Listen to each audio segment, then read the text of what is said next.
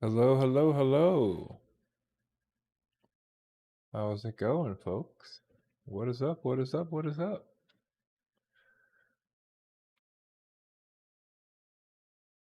Our friendly neighborhood puppy is here, and I'm here to say hello and see how everybody's doing and do a good old FPV chat.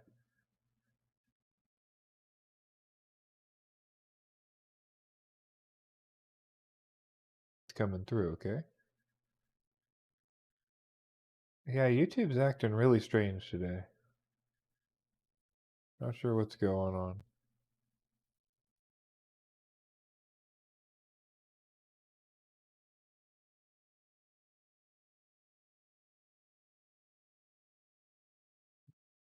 Let's try. Well, if I do that, it's gonna cancel it.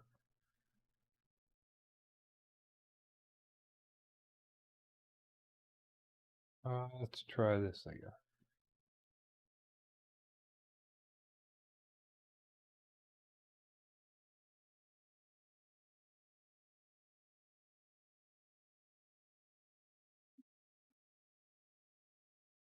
Okay, does that fix it? Let's see if that fixed it.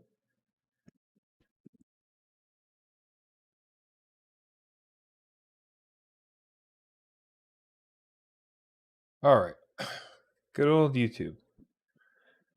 It thought I was sending interlaced video for some reason, so I don't know what that was about. But okay, we're here. It's stream. Who else is here? Let's check it out. We've got Brent and Spencer. FPV was here early. How's it going? Callie was here. Berta LFPV. Scott is here. How's it going, Scott? Josh Robinson. Enema. I think I saw your PMs. I'm not 100% sure which story it is, but let's see. GC Kionhar says, please make a video on how to change OP power on TBS Unified Pro 32. I have no idea. I do not have one of those, so I could not help you with that. If I had one, though, I would do that. Dan Richmond's here. How's it going? William Tam. Kev FPV, always has been. CMYK is here. Pola Bola. Pola Boza. Isaac Mitchell.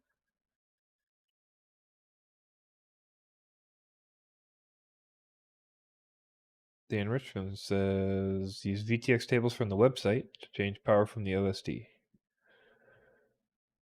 That would be just like any VTX. I'm not sure what the difference is. I think he's trying to control it through a Lua script. Let's see. Cool Cat's here. How's it going? Lemon C is here. How's it going, Lemon C? Beninator. Lots of folks in the chat today. Geez. Sonic Tonic. Andy Cooper. Johnny D. Not going to be able to call everybody out for very long. So many people keep showing up. All right. What's good in the drone neighborhood? In the FPV world? We got our reveal today from Orca. Is everybody excited about that?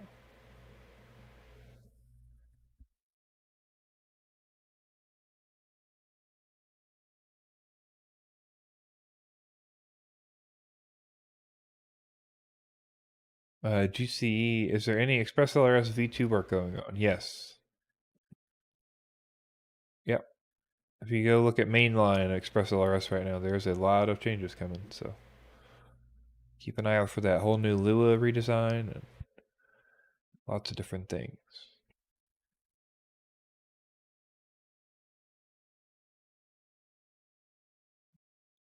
Veninator, thoughts on Orca's new controller? I don't know. My first impressions are I'm not impressed because it's not OpenTX. It doesn't have a screen, and right now it's a brand new form factor. So I don't really understand. If you're a ghost pilot, I guess it makes sense. You know. Let's see. Take a look real quick. For anybody who doesn't know, this is the new radio here. This is the Orca FPV. What are they calling this thing? FPV control. FPV.CTRL.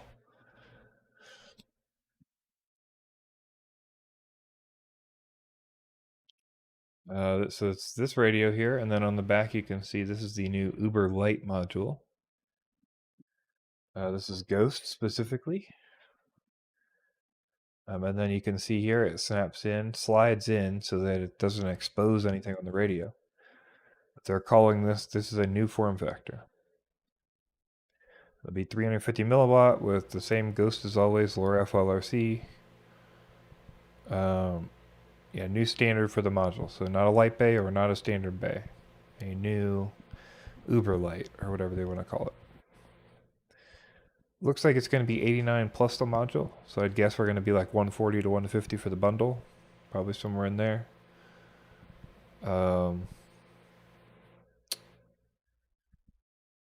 Yeah. And then again, there's no screen here. So you do everything from your phone. There's no OpenTX. This is all running their operating system, and everything is handled on the phone.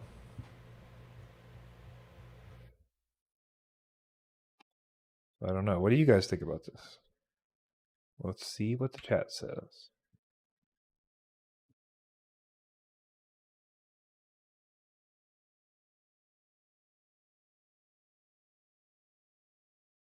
Patchy Smoke, how's it going? Good to see you.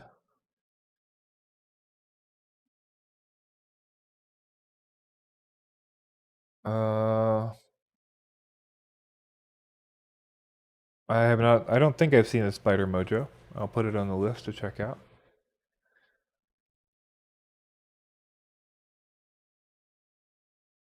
Andy Cooper.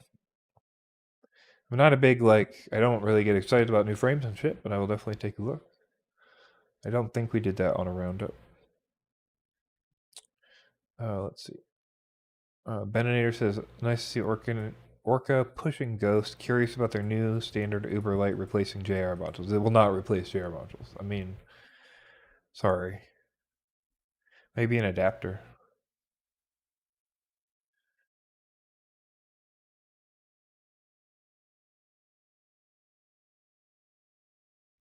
For those, oops. Hey, there's a dog. For those who didn't see, this is the radio. There's no internal at all. There's only this external bay, and then a Bluetooth internal for connecting to like a phone.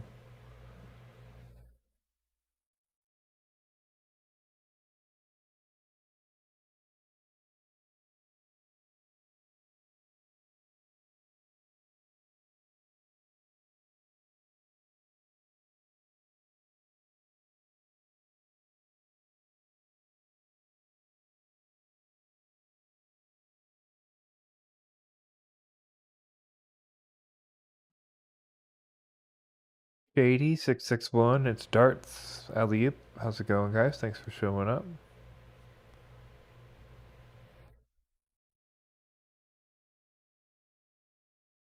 A lot of people are saying no OpenTX pass. A lot of people are saying they like the style of it. A lot of people don't like gamepad style. A lot of back and forth here.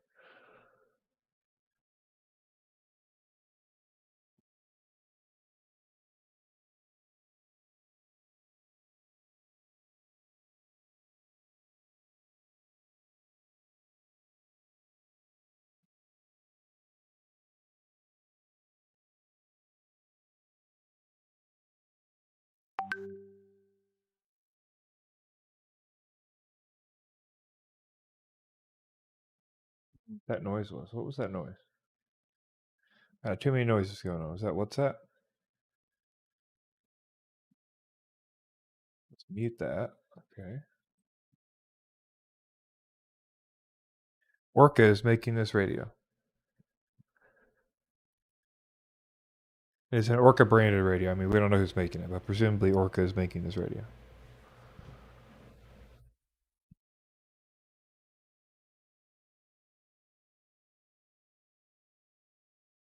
BCE, is it true that EdgeTX is the future? I mean, EdgeTX is the pushed forward advanced version of OpenTX that will get features and changes before OpenTX.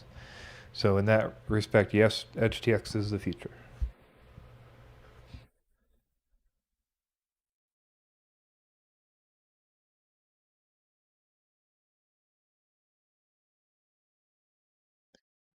Kali lowered ramp up power one notch and can fly more smoothly now. Any net downsides to this?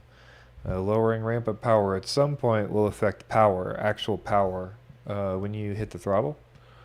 And could possibly not like meet a demand or something. It would just like be a delay. Whether you feel that and what that level is, I don't know. Ryan Harrell says I think 12.5% or 15% is like where he would start to get worried. So that's 0.15 in BLHES, I believe.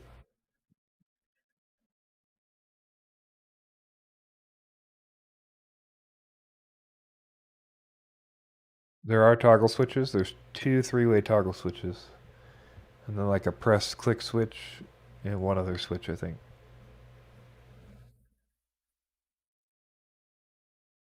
Edge does have early Nirvana support currently, yes.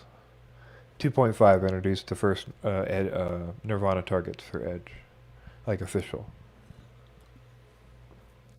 It's still early, but they are working to support Nirvana fully.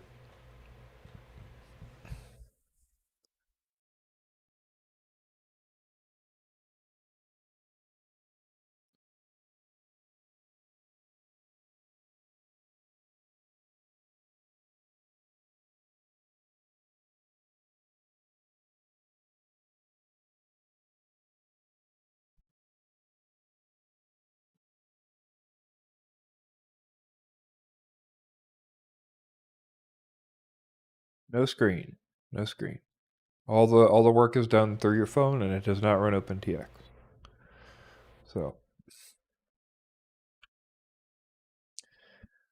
it'll be interesting to see how it goes. Like if people end up hopping on board, that sort of thing. I don't know. For me, I don't really.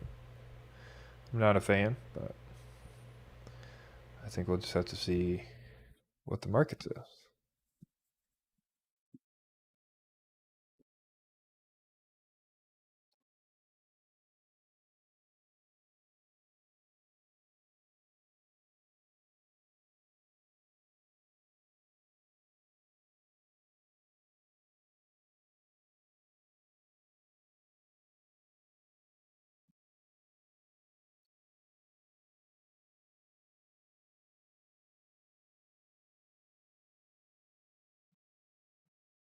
What else is going on in the FPV world?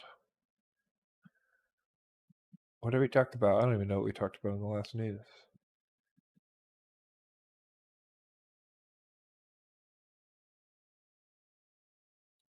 Oh yeah, we talked about the fact that they're still working on Freedom TX flashing to OpenTX Edge TX. So the Mambo and Tango 2. They're trying to figure out free RTOS. They're getting that programming done.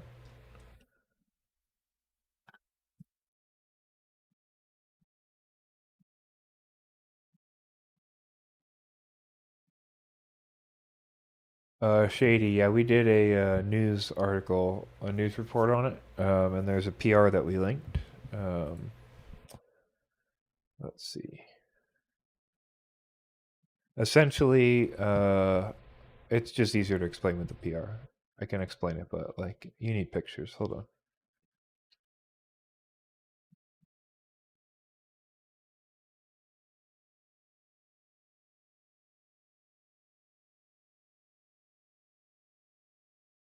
A lot easier with pictures.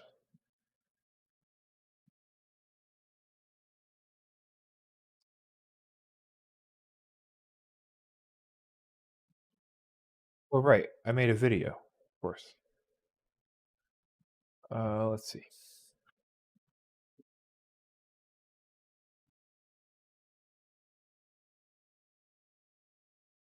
Anime, yes, I did see that. All right, let's pop over here real quick and we'll re-explain this guy real fast. So basically, Mr. Bry, who does a lot of stuff, came in here and was like, hey, listen, shit's bad. So essentially, what happened is he realized that if you were. Okay, basically, if you did not have a model selected, like at all, there's no internal or external module selected in your radio. This is for any OpenTX radio, FreedomTX, like all the radios. This is the case for all of them. Then you'd have a default mixer schedule of 25 millisecond and an HID interval, which means the USB was updating every 10 milliseconds. This means that on average a packet was going every 20 ms for latency, and you're getting a deviation of like 8 milliseconds. And then packets were going as high as 38. So tons of jitter, and that's this red here. You can see how high and low some of the targets were, how new and old the packets were. When they came in, tons of jitter and tons of latency there. Orange was basically... Did these colors change? It should be yellow. But yellow, if you had an external module selected, it would jump to 4, but then be 10. And that would get you these latency numbers. So he added a new PR that would get you down to the green. And green is basically if you run with no module, no internal or external selected, now you get 2 and 1. The problem was mainly that the USB was updating every 10 milliseconds. And so it needed to be patched to run faster than every 10 milliseconds. And now it runs every 1 millisecond. And then the other bug, which was setting the mixer to 25 milliseconds, if you had an internal or no module selected, is now changed, and it's 2. So kind of a two-part thing here that caused USB latency to be much better than it was before. I believe this will be in OpenTX at some point, but currently I believe it's only in EdgeTX 2.5. So yeah, I don't see a pull to OpenTX or anything.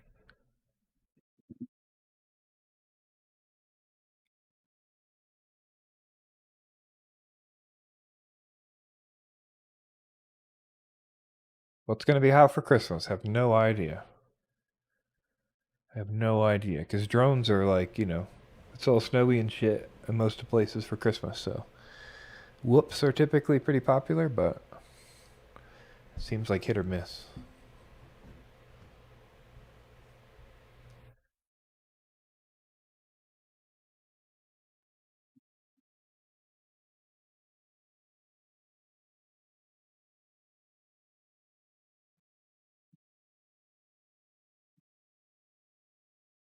No ethics, I did not see Ken's stream. Justin Rice, how's it going? Brandon's here. What's up, Brandon? The bug is definitely present in FreedomTX.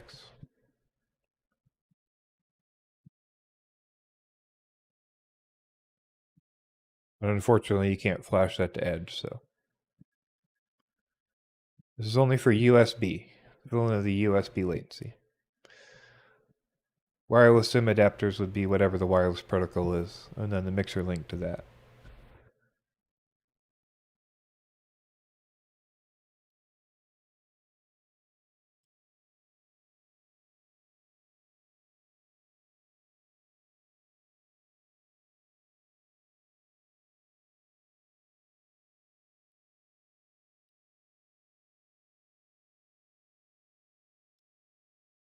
'Currently for optimal SIM use, the only way you can do that is running EdgeTX 2.5. Unless it's been put into Open, but then you'd have to be running nightlies of Open.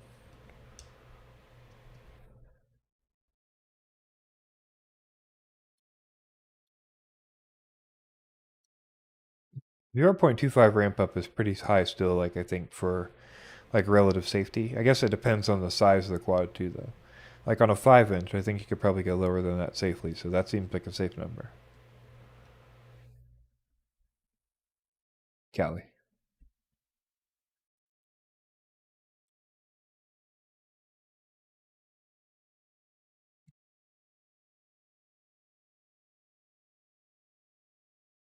Yeah, I don't know what's up with Emacs. They put out something every now and then, but I don't ever see leaks or any info for them before stuff comes out. Normally, I just see it with everybody else, where there's a big explosion of embargo.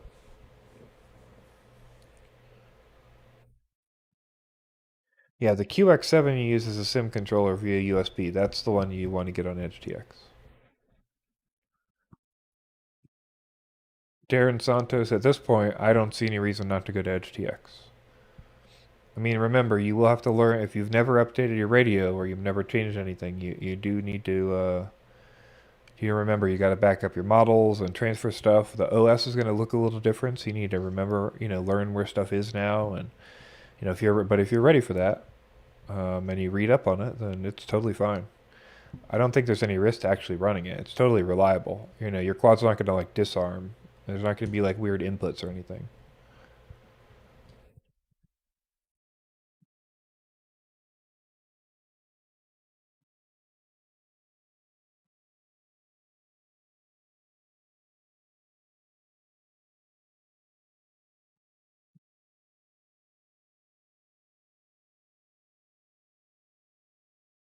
Shady, well, technically that's not how I mean, yes, sort of, but USB scheduling, uh, yeah, there's like a USB HID daily in the actual radio that's handling it.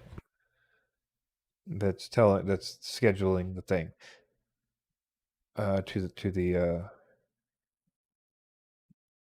the computer.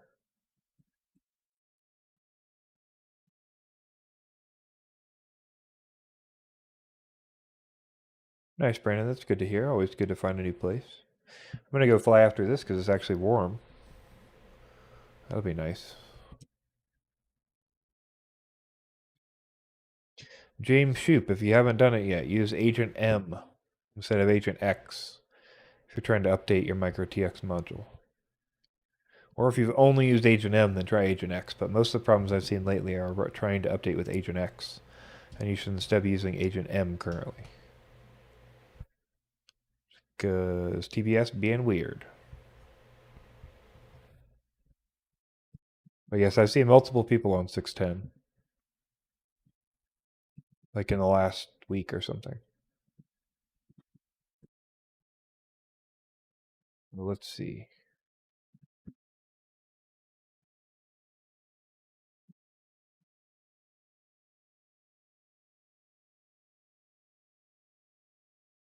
Flyborg, I do 3D print. Yeah. I don't have an Apex though, so I have no idea about action cam mounts for an Apex or DJI Action 2 mounts at all.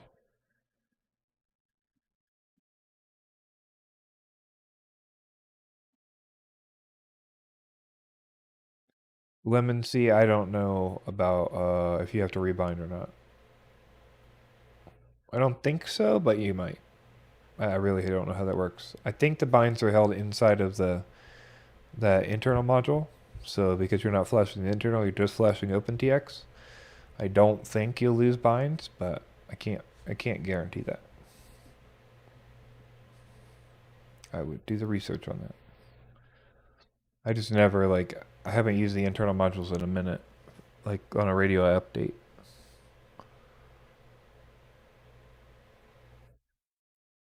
Shady, the XSR wireless SIM dongle is I don't know about latency on it, but I know that the resolution is really low. It's only 256 like stick input positions instead of 1,000 or 2,000.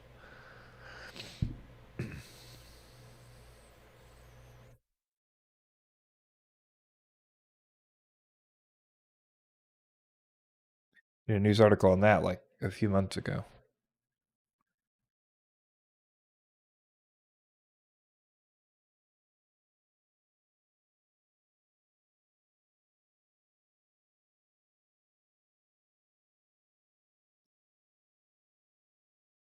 I have a CR10S that I've updated with a um, direct drive and all metal hot end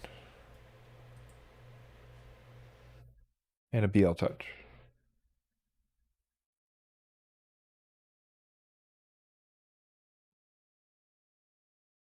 A lot of people talk about using the sim thing, but I bet there's a lot of extra latency there. Because you're using whatever receiver the whoop board has. So you're going over the latency of that protocol. And then you're going over the latency of the USB protocol. And you're waiting on the sync between the USB packets and the packets on the board. Because USB, you can't choose the clock. USB, and you can't get information back from USB about the clock. So basically, you're just relying on it to pick up however often it picks up and check like what you have been sending it. So like you're basically going from your sticks through the radio mixer, through whatever internal slow protocol you're going to the AIO. Then the AIO is going over whatever protocol it's doing over USB. And then that's got to sync to the computer. So I'm just saying, if you care about latency, I don't know that I would be using that. That would be my suggestion. Or if you were, I'd be using a fast protocol. Like I'd still be using like an EP2 or something.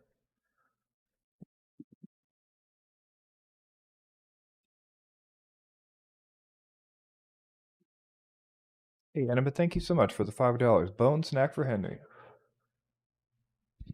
We will make sure Henry gets a snack for sure. Boy, he's sleeping hard over there, huh? Getting it.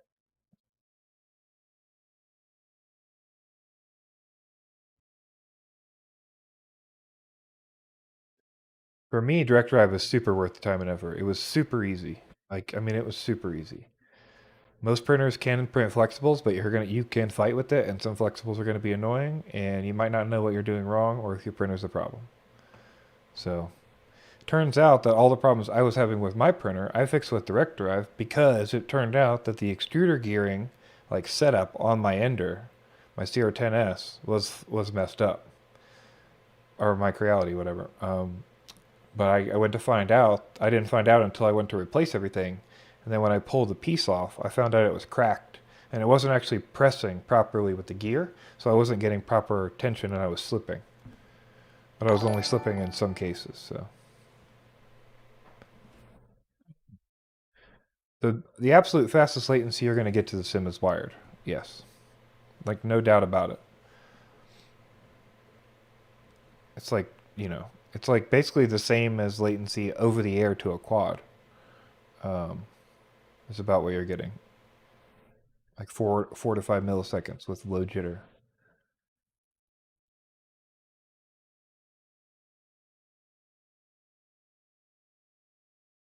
Lemon C, what's the good weed right now in my area? Well, we are in Colorado, so there's tons of it. And when you go to the store, there's like, 20 options. So kind of just depends on how I'm feeling. I'm doing Yeti glue today. A little Yeti glue. Spook finally got Ghost and can get rid of all the Free Sky stuff. That's good to hear. Good to hear. Yeah, I don't think most people are going to notice an issue in the sim, but, there's like, 20 to 40 milliseconds of latency. The biggest issue is the jitter. So if you are running no module, which a lot of people set up a sim model, and the sim model is no internal, no external, because you don't want to like run power to the external module. So, and that was causing the worst latency you could get, which is unfortunate, and still is on most radios. I'll say if you have a radio that you're not going to use, like if you have if you have a if you have a radio you cannot update, okay? So like if you have a Freedom TX radio or you have an Open TX radio you really don't want to update, then what you can do is make sure that you're using the external module set to on. So just make a sim model, but then go into that sim model and flip the external module to on and then unplug your external. I mean, you probably should unplug your external because you don't want it just running. But that way, it'll change the mixer setting to the faster rate. And then you can actually switch back off that model. No, you don't want one with no module on. You want one with the external module on. And then you can switch back away from that. I mean, you could do it with no modules on, but if you have the Edge TX patch, then you want no modules on. It's kind of confusing, unfortunately, because it's a weird bug and it's a combination of things. So if you're on Edge TX 2.5, you want a sim model with no modules on. If you're on Edge TX 2.4 or any OpenTX or any FreedomTX build, then what you want to do instead, and you don't want to update, then, or you can't, then you want to make a sim model and you want to set external model to on. And then it's up to you if you want to leave your external model powered or just unplug it. But if you have the external on, it changes the mixer and fixes that bug that was setting it to 25 milliseconds. And we'll set it instead to 4 milliseconds if you set it to like Crossfire. So that's probably what I would do. Set it to CRSF.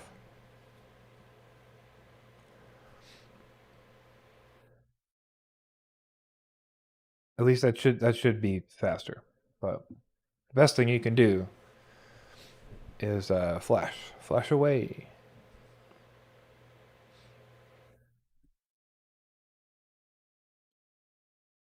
I think the cool cat. I think my hue light. I noticed right before the stream today. I think my Philips Hue light reset itself back to the normal temperature instead of going to 5500 Kelvin where I normally put it.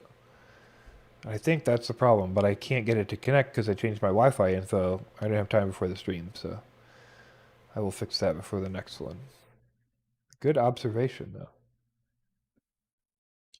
Ethic's weird webbing on TPU. There's a lot of different reasons for that. I would just make sure you've kind of done all the configuration steps. So make sure you've done like a retraction test. You know, Teaching Tech has a great website to do all this, but like a retraction test and your flow tests and your what am I thinking about? Bridging tests. There's a lot of different tests you can do.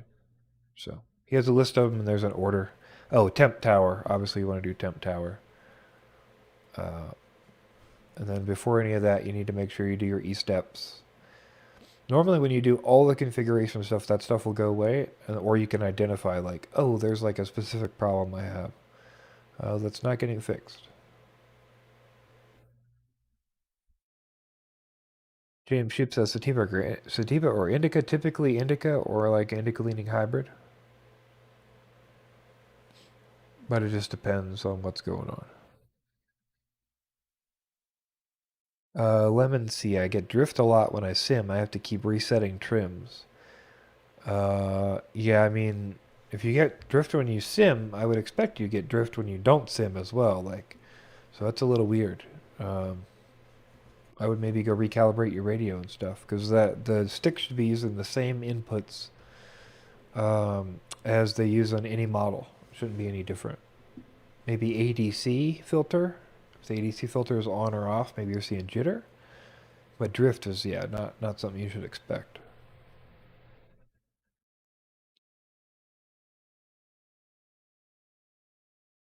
Neek's here. How's it going, Neek? Good to see you.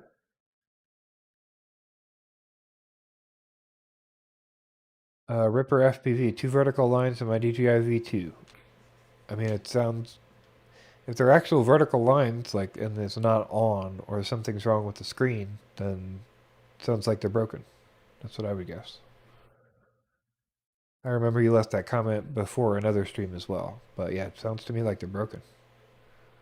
I had both screens on mine go out. I had to send them in for repair. S-Bonders here, how's it going? Nickel Sticks.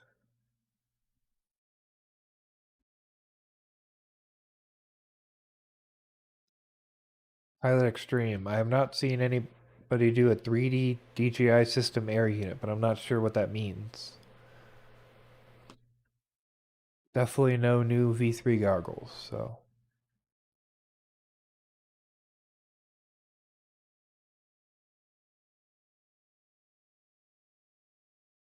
Nickel Sticks, what do I think about the new Axis flying stack? It looks like a Rush stack. Probably a rebranded Rush stack. Or they just made it look identical. So, how do you feel about rush stacks? I'm gonna guess, depending on what they spend on the bill of materials, you're gonna feel similar about the Axis stack.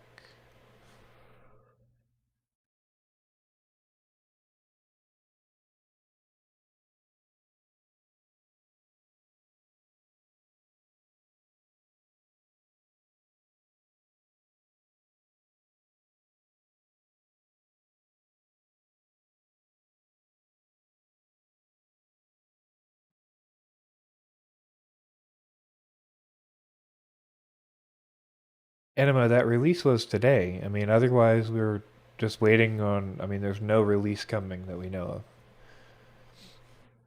But the release today was that controller.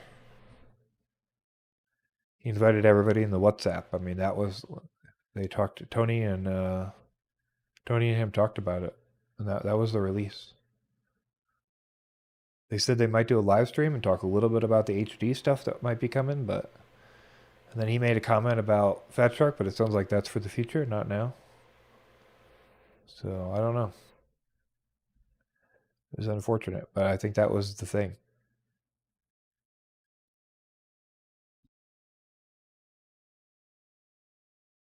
Liborg, no, I don't know what Strain Hunters is. I've heard about it, but I don't know. I haven't never watched it or dug into it at all. Stuff like that really doesn't interest me that much, but I spent so long. I mean, I spent double-digit years professionally doing cannabis, so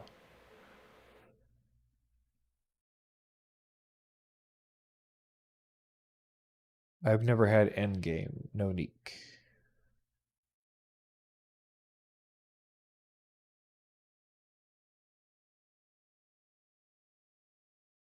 Andrew Hollywood, I can play guitar, a little bit of keyboard, and trombone.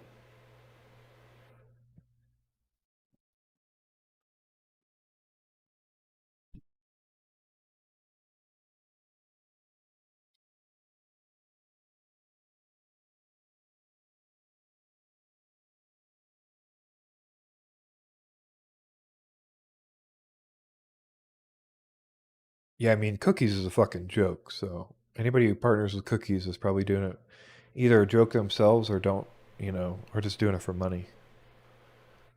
Cookies is a fucking joke. Okay, how nice can we make this bag so we make you pay $1 million fucking dollars for normal weed? Ugh. Cookies can suck one.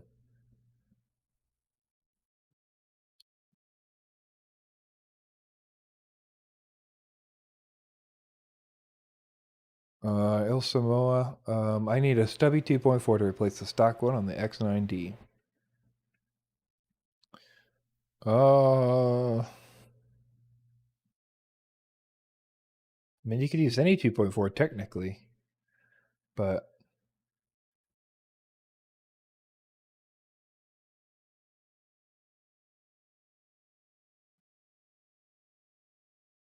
Joseph donates for Henry. Hey, man, that's all good. I appreciate it.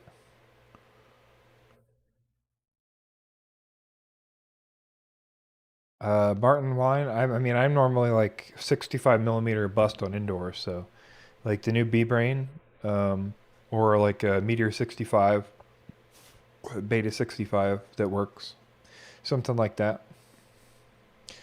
Lemon C. Elaborate more on cookies. It's garbage. It's normal weed in a bag. The cookies company, the cookies family, developed the cookies strain, and then they started selling and developing a cookies brand based on that strain and based on selling pollen and people mixing their pollen into their strains and doing crosses and such. So, yeah, basically, cookies. What the cookies did for Colorado, because I saw it come into Colorado, cookies was a West Coast brand. Yeah, Girl Scout cookies came from the cookies family. It's not by Burner. As far as I know, Burner has not bought. Maybe he bought into it. Burner was buying from the original dispensary and selling and stuff, but like, as far as I know, Burner just blew Cookies up. But Cookies family is who owns the Cookies brand and who sells Cookies pollen.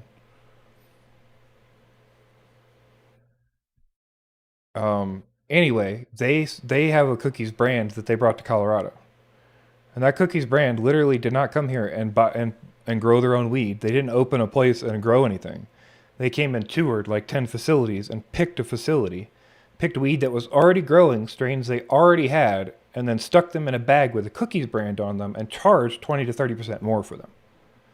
So it's literally the same product you were buying from the same companies you were buying them from, rebranded into a bag with a cookies label, and then sold for more money. It's literally just bullshit. So yeah, that really rubs me the wrong way.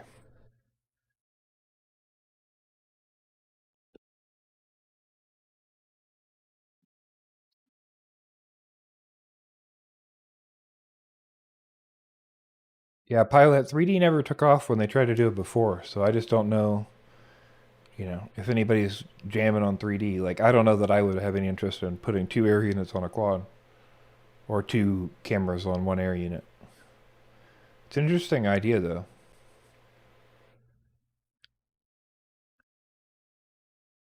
Justin Rice says, I feel like lately my 5-volt regulators have been breaking super easy.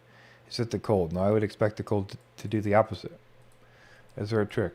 No, not that I know of. Don't overdraw. It should just be heat killing them, or they're shorting, or they're just shitty regs, or the board design's bad, or something like that. That's what I would say.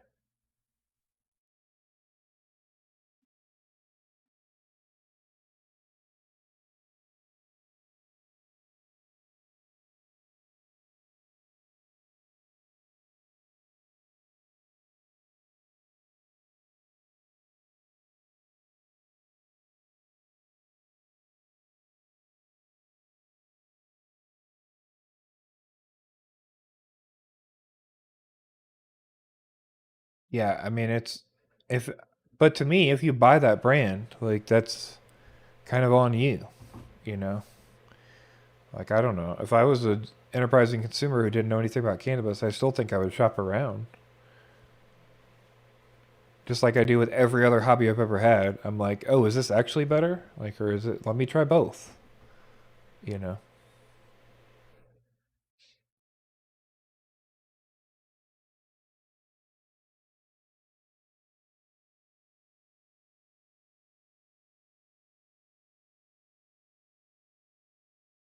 But yeah, I don't know.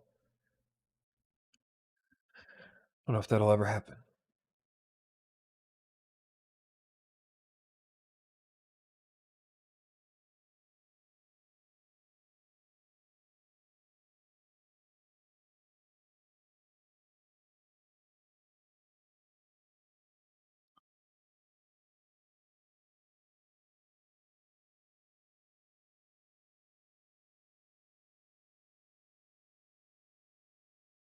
So ridiculous.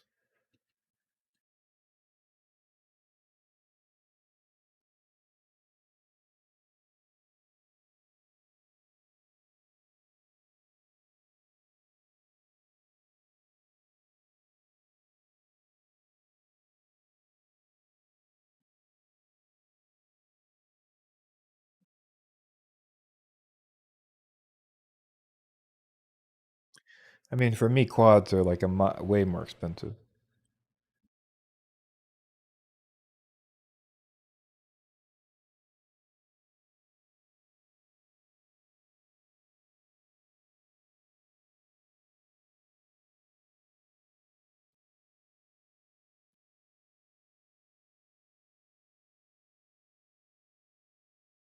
I think James Shoop and Cool Cat. I think you're both right. Like, no matter what, we have to legalize it. It's gonna happen. It needs to happen. It has to happen. Prohibition's dumb. Like blah blah blah blah blah. But the other problem is that when it becomes legalized, regulators who don't know shit about it start regulating it and make terrible rules that make it worse instead of better in many cases. There's definitely not, like, what controls quality? Quality is controlled by, like, oh, there's multiple dealers, not like, oh, the government stepped in now. I mean, even though there's a bunch of companies, they're competing for bottom dollar, not best quality. It's really unfortunate.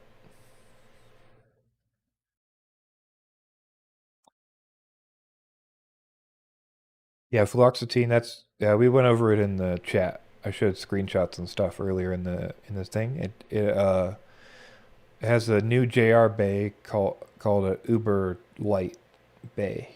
And it's its own form factor that a new Ghost module will plug into if you buy it separately, and it configs over Bluetooth with the smartphone app. That is correct. It does not run OpenTX.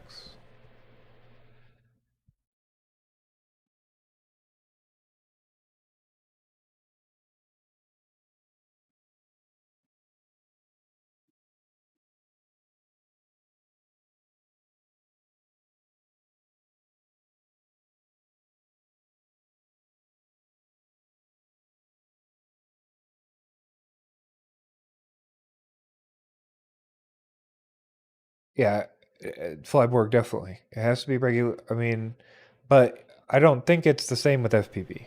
I see what you're saying there, but I don't think it's the same with FPV because you're not. It's just never going to not be regulated. Like, there's no world we live in where, cause I don't know. It's like because the difference is like right now it's not illegal to fly a quad, but they're making it illegal unless you do X, Y, and Z. Right now, it is illegal to smoke weed in most places, and have weed in most places. But they're trying to make it so that it's not that way with a bunch of extra regulation. So similar idea, but like kind of the opposite, like place it's landing.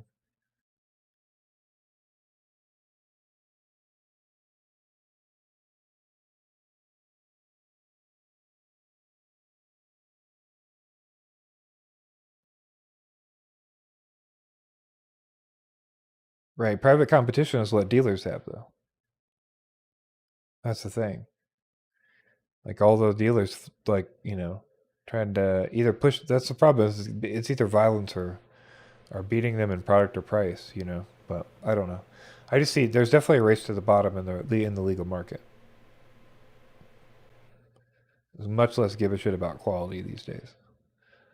RC quads for the win. What's your daily driver gear? A T16, DJI goggles, and it just depends. But typically, I have a FetTech Source One, and I have a Betaflight Skyliner.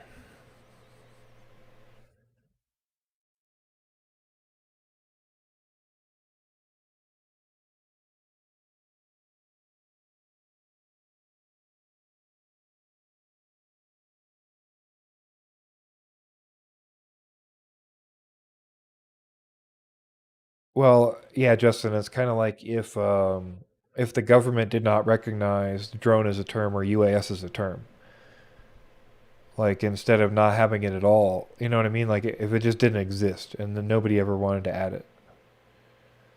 Like currently, cannabis is just illegal, and nobody cares to do anything with the actual cannabis part on a federal level. So it's like if the FCC was just like, no, no drones, and the states were like, well, we have rights to do what we want, so we'll make our own laws. That's kind of an interesting point, though, to bring up because you guys remember Brendan Schulman. He was DJI's lawyer and DJI's big advocate for a while. He did a lot of the FCC communications for DJI and did some outreach for them, and now works at Boston Dynamics. Brendan Schulman says that he thinks the race day quads argument might hurt the hobby more than help it. I thought that was kind of interesting.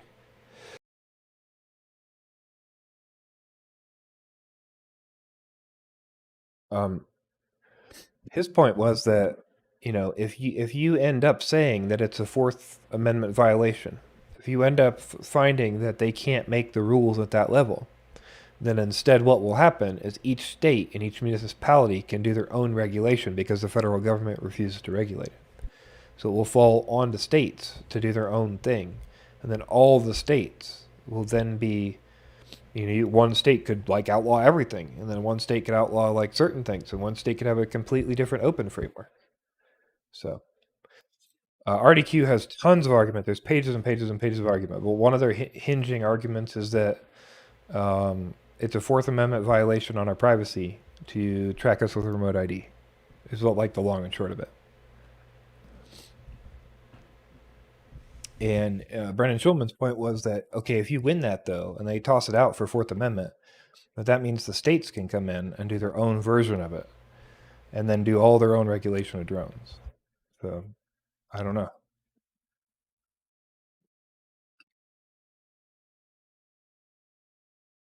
He put it obviously more succinctly and in many more paragraphs, but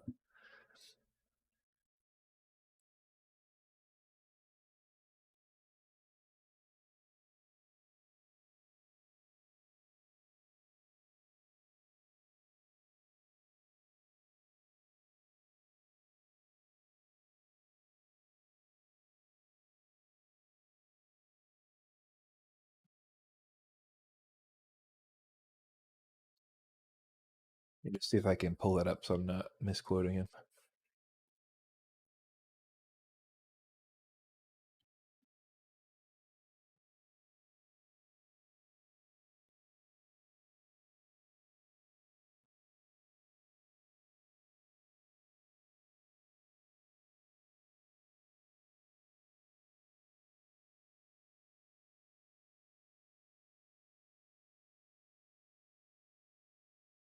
Okay, why is that gone? That's weird.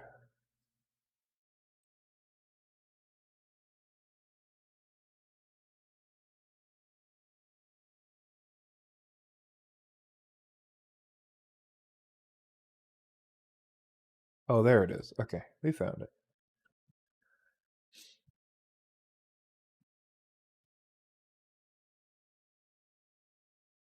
If you didn't know, Race Day Quads filed their oral arguments, which is their response to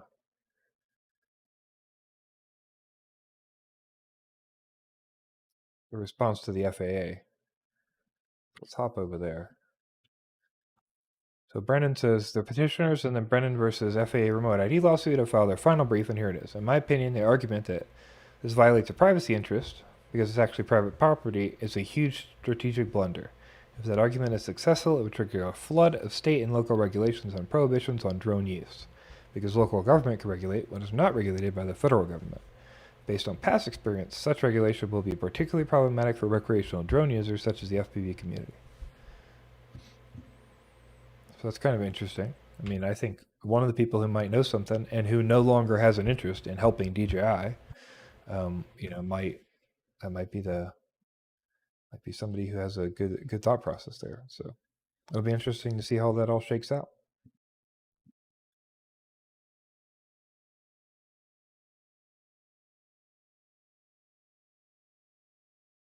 Martin, no more races coming up for me in particular.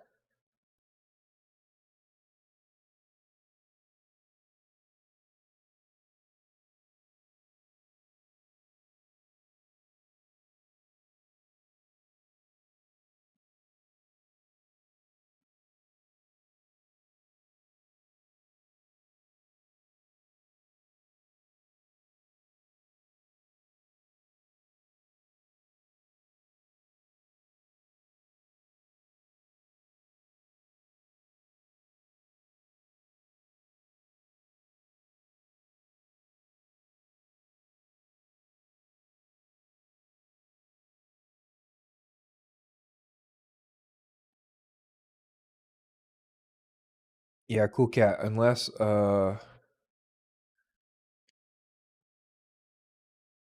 yeah, basically, Cool Cat says his views are potentially untainted by any partisan interest.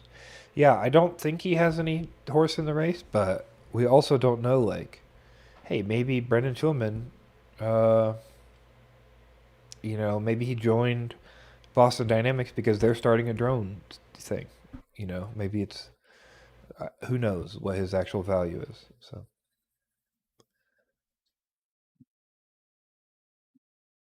James Shoop, how do you get invited to Discord? You go down in the description of this video if you're talking about my Discord, and you click the link. And you'll be there. Neek said, "Did you see DRL?" Yes, I did last night. I don't want to spoil it for anybody who didn't see it. It was pretty good. I thought it was a good race. If you don't know, uh, I started a new website on my new FPV pilot guide. If you go to newfpvpilot.com, I have a little guide for new pilots. On the right, you'll see the VOD list, and you can see any of the VODs. I'll put them here so you don't get spoiled. But you can also go drl.newfpvpilot.com. Go right there, and then you'll see the list of VODs. Just in case, you want to check it out and not get spoiled. So,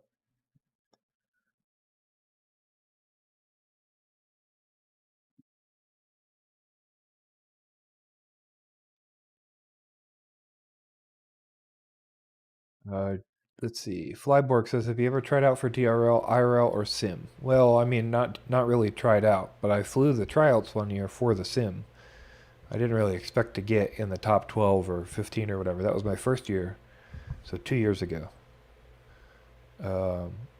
I was like top 200 or something, but not anywhere close to being fast enough. And now the IRL tryouts are all in the sim. So you win the sim cup, the sim invitational thing, and then you'll get invited if you win the sim thing for the extra spot. That's how who got on? Halo Walker got on like that, and then the year before, always forget his name, Amari. They're both sim pilot winners, sim tournament winners.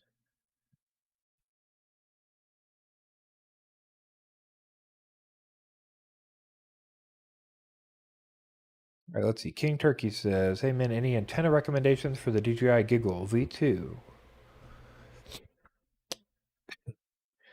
Um, Not in particular. I mean, I would if you don't have a DJI FPV drone, then the same recommendation as V1s is my recommendation for the V2. So I would just look around at what you think makes the most sense for you there, whether it's patches or a combination or whatever.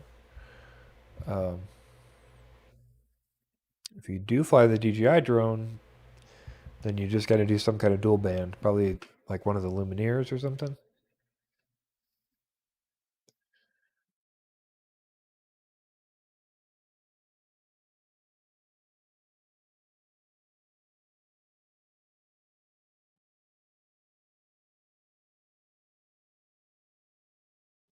Lemon C says, "How did you link up with Bardwell?" Inquiring minds want to know. I watched his videos. I signed up for his Patreon and got on the Discord. And then while I was on the Discord, I answer questions and help people as I learned. I'm big into like translating information. So like I can go absorb stuff for like 5 hours, and then I can condense that down into a bunch of knowledge I have that I can spit out in little chunks if I need to. That's like one of the things I'm really good at. It's like it's a life skill, and that's what I did on yeah, that's what I did on the Bardwell Discord. So I did that for long enough, and then I also made a couple videos to explain some of the things that I learned and people kept asking. And that combination of things, Bardwell just reached out and was like, "Hey, do you want to do something?" And I was like, "Okay, cool, let's do it." So we did it. That's how the news was born.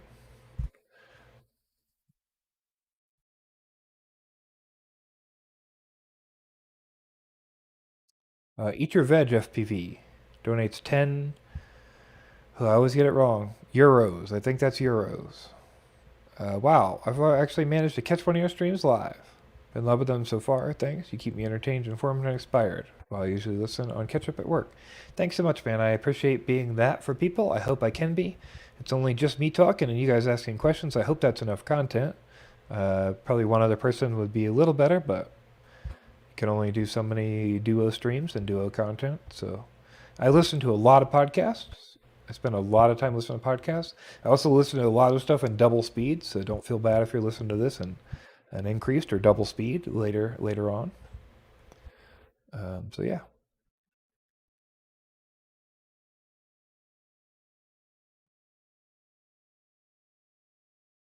Mo's here. How's it going, Mo? Good to see you. Thanks, Martin. Glad to hear that. A lot of people giving me a lot of positive vibes on the news, so I keep trucking away at it. I always worry I'm going to upset somebody or say something I shouldn't say or post something I shouldn't post or whatever, but so far it's everything's going good. So Lemon C. So far I've never met any FPV celebrity at all. Unless you count like AK. AK and FPV Skittles and stuff. But never met anybody, Bardwell or anybody else, so no celebratory blunt with Bardwell. That is pounds. Okay, euro's the other one. Man, I always get it wrong. The L, so the L is pounds. Like LBS in English. That's how I'm going to remember it.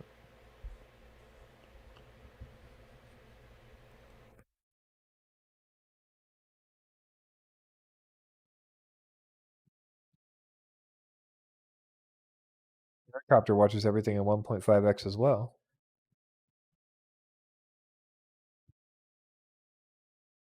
Mo says, if anything you hold back too much, let it rip. Okay, yeah. I don't want like half the people to be mad at me. I've already gotten DMs from multiple, let's just say multiple people who own companies have direct messaged me on Facebook after a show. So we'll leave it at that. You might notice many things are sourced if they can be. And that's because I got DMs and they're like, hey, just DM me. So that's what I do now.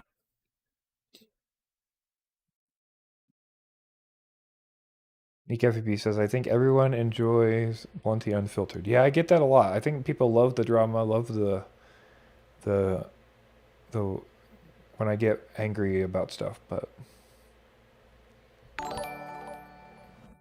oh, we got another super chat. Geez, you guys are killing it. Thank you so much. Flyborg FPV agreed. Thanks for doing this more often recently. It's much appreciated. Yeah, I'm just gonna try to force myself to do this 2 times a week. Once I get here, it's a good time. I'm having a good time. But sometimes it's hard to make myself get to this point. So I'm glad you guys are enjoying it. I think tomorrow, me and Bardwell are going to be doing our first simulator stream. We're probably going to be looking at liftoff and AI drone simulator. That seems like the tentative plan. We'll probably be doing like an hour or two where we just kind of sit down and then maybe people in chat can ask questions or kind of get an idea of what's going on. Hopefully that's good content. And then we'll like cut it together for a series.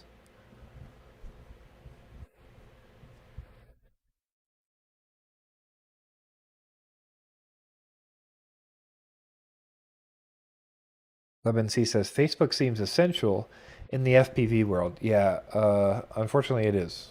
I like have to be on Facebook. I actually made a new personal account on Facebook because there's so much FPV on Facebook. It like dominated my Facebook. It's crazy. I have like 4,000 people on Facebook or something. 3,000. I like deleted so many people, and I was like, I can't do this, and I just made it my own account and re-invited my whole family and stuff. Isaac Mitchell, $2. Thank you so much, man. Good to see you streaming. Good to see you here as well. I can only say thank you so much.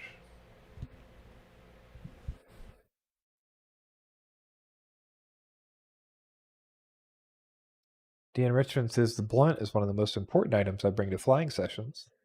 I've even forgot my batteries more than once, but not the blunt. Yeah, I always take a bowl and a jar or something to the park with me or wherever I go. It definitely helps out. I'm a big fan, like always before races and stuff too. Kind of helps me get in the same collective place. Same like, hey, let's land here.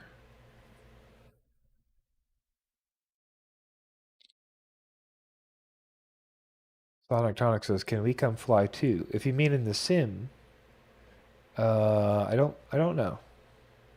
I don't know what we're gonna do yet. I don't know how we're gonna do it. If we're gonna do multi or we're both gonna fly separately and like talk about each other's stuff, or if we'll invite people in. I don't know what the plan is yet. We're winging it. Worst case, it's like, hey, let's mess around on the sim. So,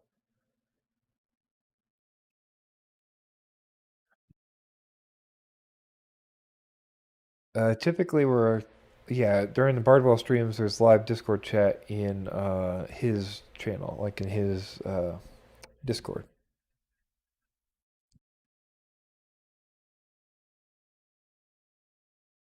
Yeah, cool cat. You just got to get him off the cuff a little bit. You just got to catch him out of his element, you know, or into an element he's not like practiced at controlling, you know. Sonic, I am not the person to teach him tricks. That's for sure. But people can teach me tricks.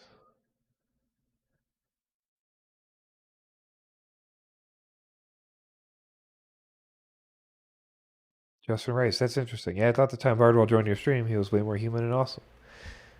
Yeah, I think he just, he gets in a zone, an FPV zone, and then he just, threw him off the element a little bit, playing Cuphead and stuff. So it's a lot of fun. Maybe we'll do that again. That was like by far my most popular game stream. So, hey, that's a good idea, Mo. Real quick, Martin says, I don't game and only have a couple not great laptops. Do you need a gaming rig to run a sim? Not necessarily, but your processor quality definitely helps. Definitely helps because the physics simulations. One of the things I want to look at while we're doing this is what I get the least and most frames on, because even on a high-end PC, I think I'll have some indication of like where I'm losing frames more than the other games, like what takes the most to run. Maybe I'll log that somehow, so we can get an idea of what the like easiest thing to run is. Yeah, Lemon Sea. I don't think we're gonna do it tomorrow evening. I think we'll probably do it a little earlier than the bot stream. But I don't really know yet. It's very off the cuff. We just talked about it earlier, so. Okay, Mo. How about the iFlight radio? And thank you for the $10. Thank you so much, Mo. I really appreciate that. I mean, it really does help out. June Loco, what's your take on the new jumper radio? So we'll probably do both here, a little 2-for-1. So let's do iFlight. Do this. Can you view Instagram without an account? Yes, you can. All right. Here's the iFlight radio. Boy, it sure does look like a DJI radio, doesn't it? Martin Wynn with 2 pounds, because it looks like an L the other way. No, it looks like an L. That's a pound. Thank you very much. Not the backwards E, which is a euro. Thank you so much. Okay, so this is the iFlight Express LRS radio. They do not say Express LRS here, but I have been told multiple times this is Express LRS internal, and they said 2.4 and 915. Unfortunately, this Rotor Village asked 2 questions at once here, like 2 versions or in the same radio, and they say yes. So it's not really clear which it is, but either way, there are either 2 versions of this radio, one with each, or somehow it's toggleable, which would be amazing, but it would need 2 different chips in there, which would be tight if they could do that. So this is the iFlight radio. You can see here its features. And then we have the Jumper T Pro.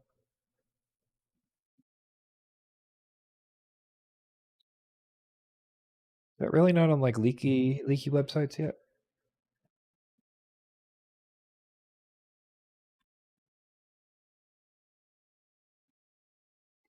Go open this up here.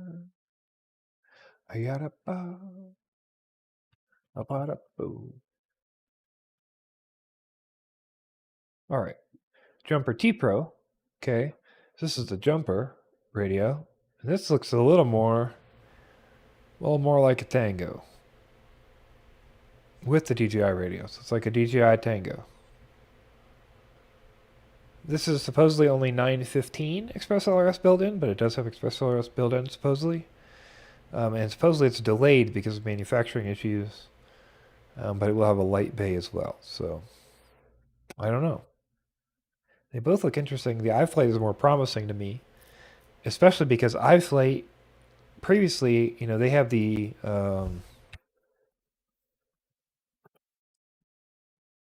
iFlight IF8, right?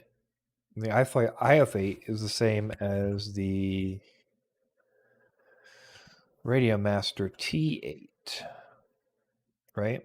So they do stuff with Radio Master, and sometimes Radio Master makes stuff for them.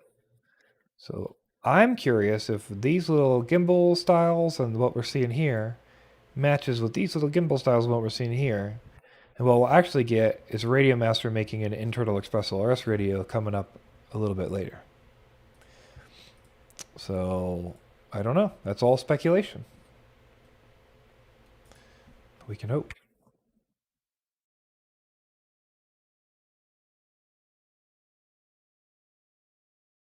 We love to speculate. So Meteorun says, "Are you planning to meet JB?" I don't know. If it ever happens, I'm sure it'll happen eventually.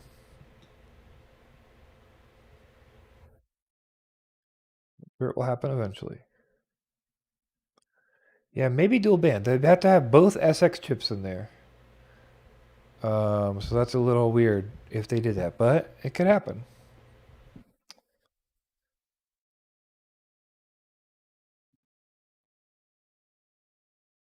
Yeah, Nerdcopter says, "What's the protocol?" Yes.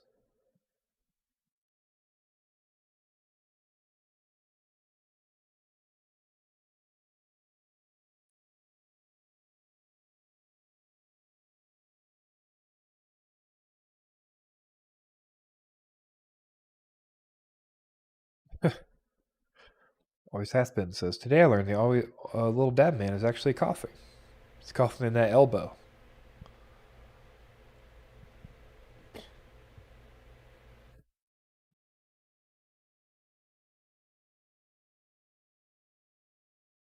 I don't know. I think there's no good Express LRS 2.4 gig internal.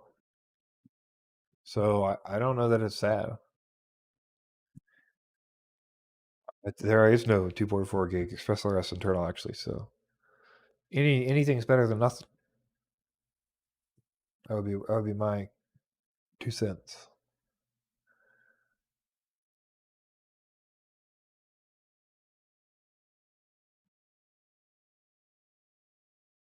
Lemon C. Is the DJI goggle going to be a good long-term investment? The air unit are expensive. Well, I mean, at this point, the resale seems okay.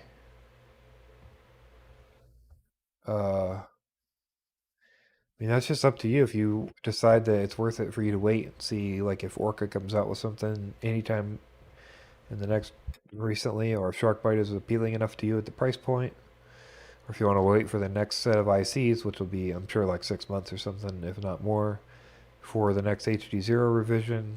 There's OpenHD is doing that Patreon, and they're working on their latency getting down. So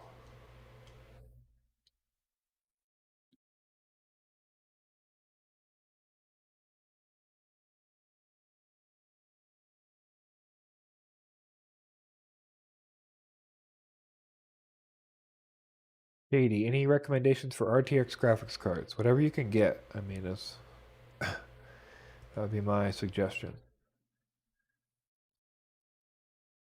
Family Guy was here. How's it going, man? Good to see you. Good to see you. Meteorun says Nick Burns thinks that ELRS gives better low latency stick feel. Do you notice that too? Uh, I don't know that I really noticed that big of a difference. But I mean, objectively, like doing the testing, it definitely does. So I think part of it matters, like where you're using it. Like if he says he notices it on 4.2, he probably doesn't. Because on a 4.2, higher rates are actually worse in many cases.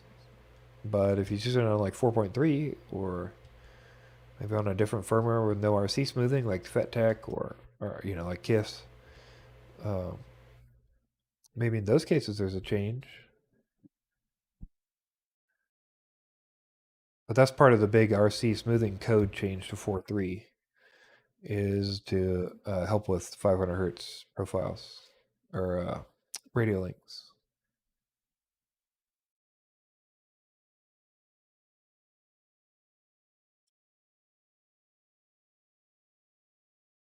June Loco, typically no, but it seems like a total crapshoot.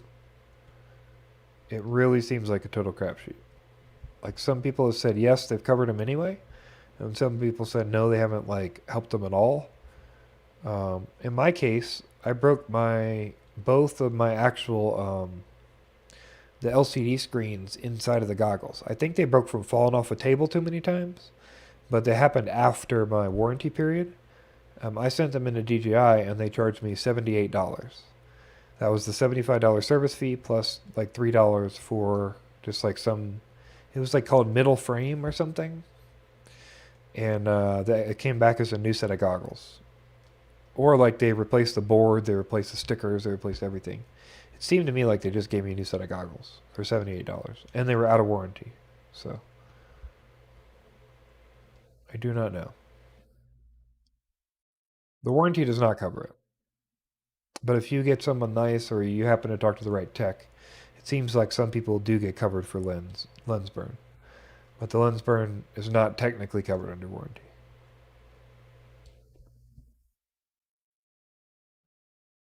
Windjumby's here. How's it going? Captain Sinet. Lots of folks showing up after the fact. That's very cool. Very cool. A little ebb and flow in the chat today. A little ebb and flow. 316 playbacks today. 316 times somebody's pressed play on the stream. 58 people here, so lots of ebb and flow. Glad to see you guys coming and going. Watching when you can. Showing your support. Thank you so much. Our little pup over here appreciates it too.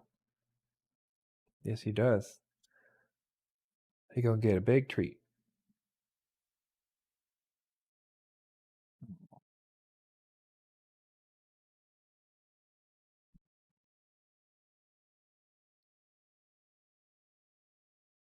Renzi Incarnate's here. How's it going, man? Good to see you.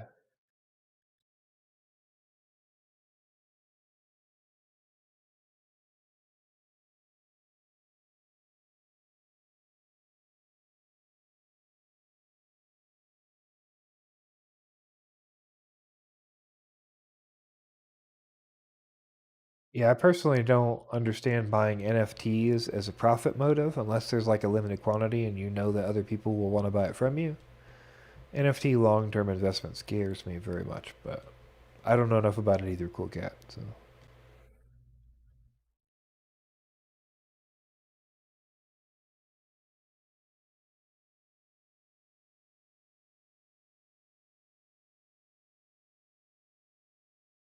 Justin Rice says this might be a noob question, but I love how my Banggood 5-inch flies with 2207.5 and no GoPro. I want to add a GoPro 10. Should I bump up to 2507 to try to maintain flight characteristics?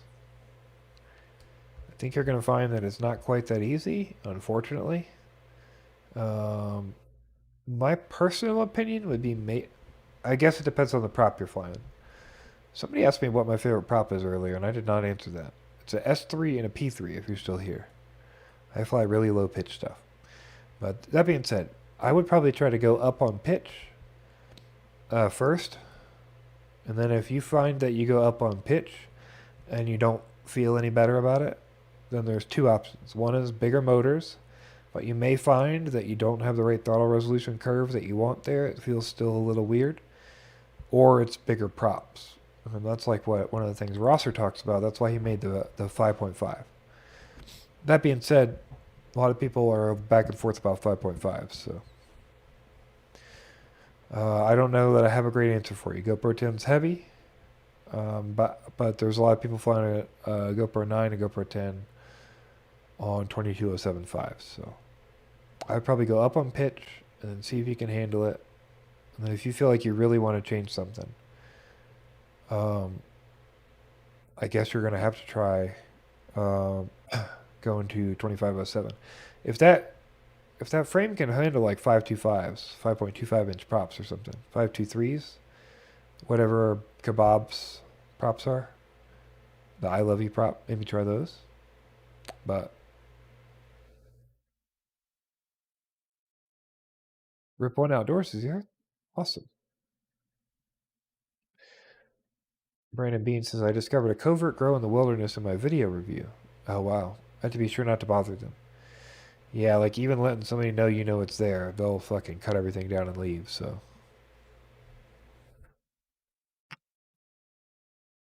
All I'm going to say though, Brandon, is, maybe do a little bit of, like looking and seeing. Like if they're just dumping chemicals in the water and shit, or they're just like, pulling water out of a stream and like hurting nature in some way or another, might be worth moving some bottles around or like putting something so they know you were there. Because there's a lot of people who do ruin stuff growing cannabis out in the wilderness. So as long as it's like a healthy, typical like, hey, there's just weed out in the woods kind of thing, it's all good. Captain Sinup says, what ELRS module is good for my FreeSky X Lite? Are they already worry free? They are not all worry free. I think the one you still want to buy, I believe, the one you still want to buy is the Slim Pro. However, the Slim Pro has an issue. Uh, it's been fixed in the new revisions. I believe people are getting new versions of it. But make sure you talk to the company you're buying it from and make sure that your Slim Pro does not have the telemetry problem. Uh, the Slim Pro has a telemetry problem. However, that's a good module other than the telemetry problem. So if you A, don't care about telemetry at all, or B, do care but can contact them and find out, then my thing would be buy the Slim Pro. That's what I've heard anyway. That's what I've been told. That seems to be the thing to do. So,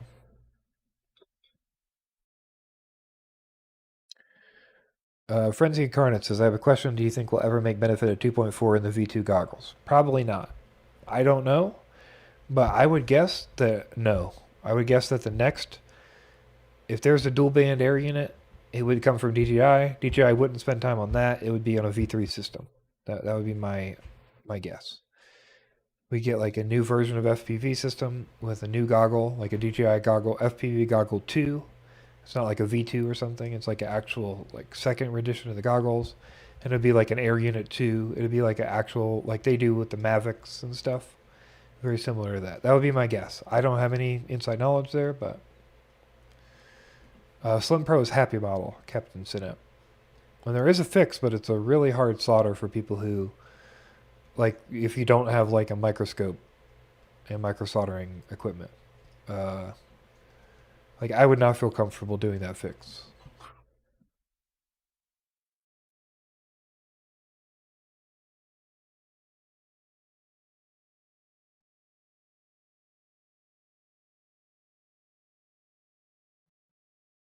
Yeah.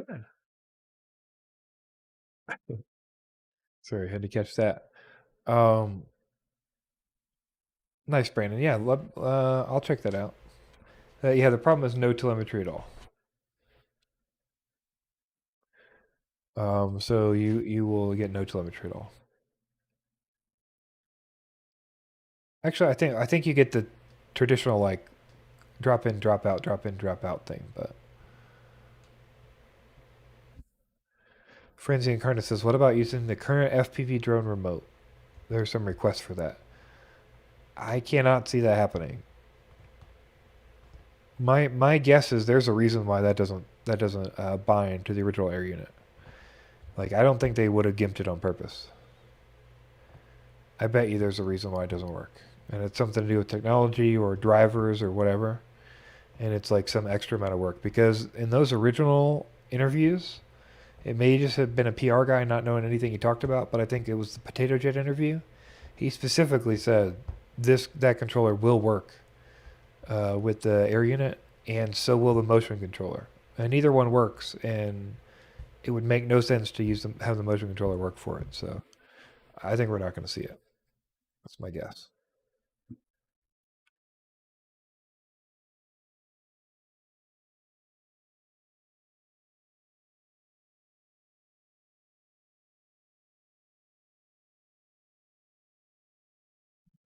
I guess.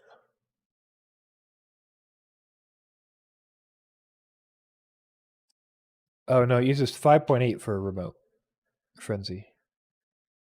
I don't know about the DJI FPV drone. I think it either uses dual band or 5.8, but I know that on the V1 controller and the air unit it uses 5.8.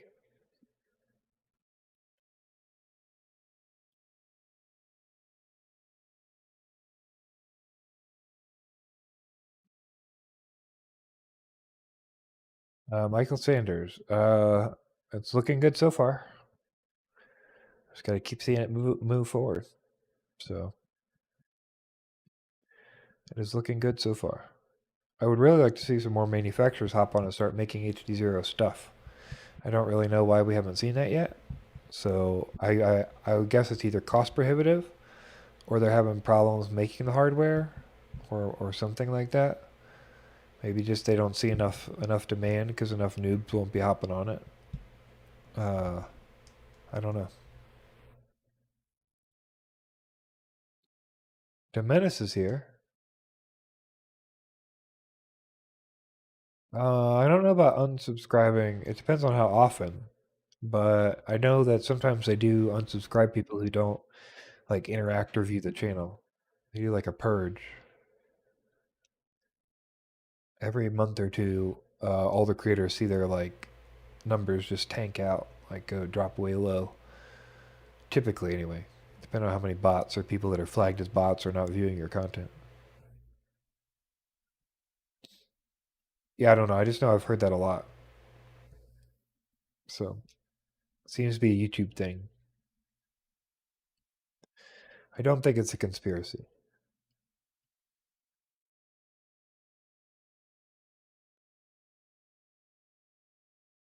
Mark, I've never flown the Caddx Pole camera. Henry, come on. I have not tried a different lens either. Thanks for subbing, guys. I guess check and make sure you're subscribed to this channel. Maybe that's all I'll say from now on, because YouTube seems to be unsubscribing people. So, also, there's a like button down there. I always appreciate it if you do that, because there is a like thing or dislike. Honestly, you could dislike too. Hey, there's a Frenzy Incarnate subscription. Thank you so much. He wasn't joking.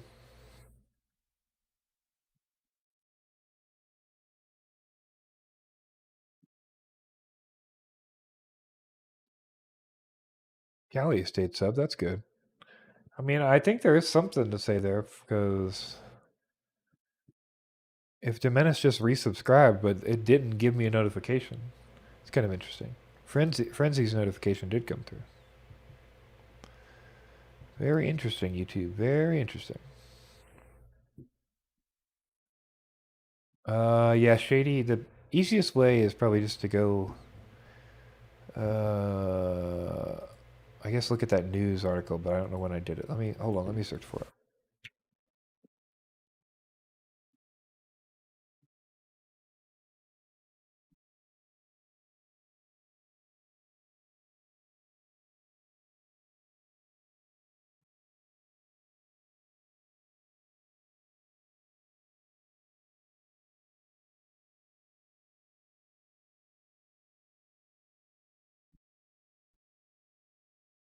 Yeah, probably the most organized place for all that information is the news thing we did on it. Um, like there's no organized place other than that. I can show you here. Um,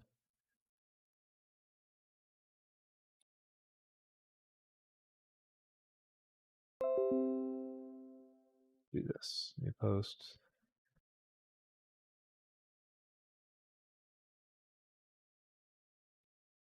Okay. So here are some examples of what I'm talking about. So if you have any of these things, you have this issue. So this is still the case. If you're using XSR SIM, if you're using wireless SIM mode with Betaflight, however, this was patched. Wireless sim mode was Betaflight was patched in 4.2 at some point, so that's no longer the case. Any OpenTX radio on 2.2, so hope to God you're not on 2.2, but any OpenTX radio on 2.2, I had an old QX7 on that, or any DJI radio, still the case. Last time I tested a DJI radio was still the case. You are getting a limited number of inputs. So this is DJI HID, or DJI, let's see which one this is. Yeah, this is the Betaflight interface before they fixed it. So this is only 256 positions. So you can see it's negative 127 to 127, which means you have 256 positions on the stick. This is the Betaflight code for that. Oh, that's weird. Okay, yeah, and this is the X9D updated to current OpenTX, so you can see there's 0 to 2047. So there's 2,000 positions of stick resolution. Let me see if I have the XSR. I don't know if I pulled one of those. I did not, but the XSR is basically the same thing. It's like looks just like these, the lower ones. So it's basically negative 127 to 127. This is a QX7 I tested, and then I tested my T16, which was on current OpenTX, and it was good to go, 2,000 positions. So we talked about this on the 420 episode of this year, April 20th, FPV News.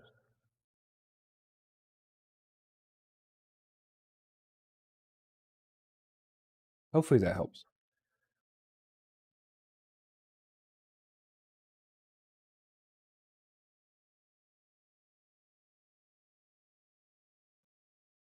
I think if they were flagging the word blunty, then I would not be monetized on my channel.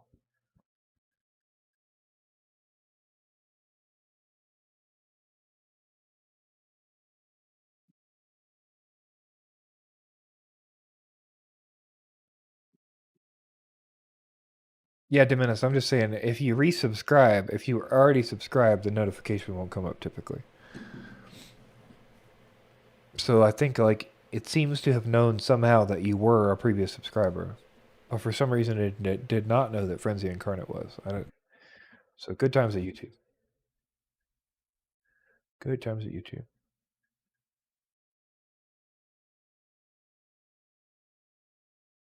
Good job on the likes, guys. Killing it.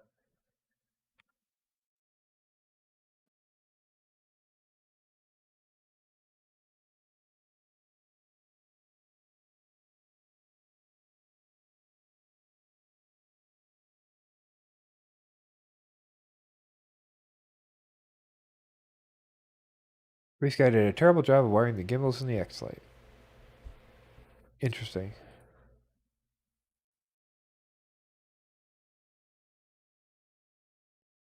Frenzy, yeah, we'll do Uncrashed at some point. I don't know when. I don't know how we're gonna do the physics and stuff though. I don't. It's all subjective, so like I won't be tweaking my physics to make it feel better. I'll just like fly it like it is probably.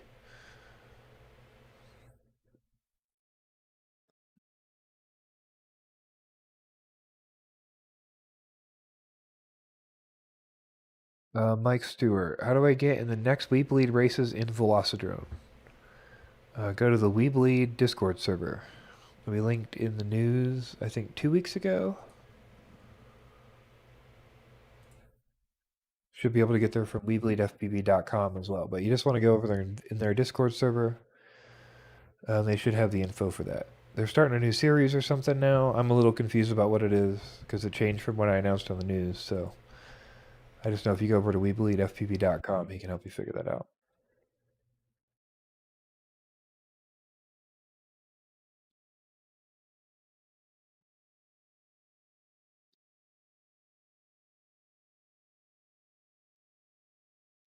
Yeah, I refunded Uncrashed when I bought it within the first like 45 minutes because I thought it was so terrible. But I will be rebuying it for the review. So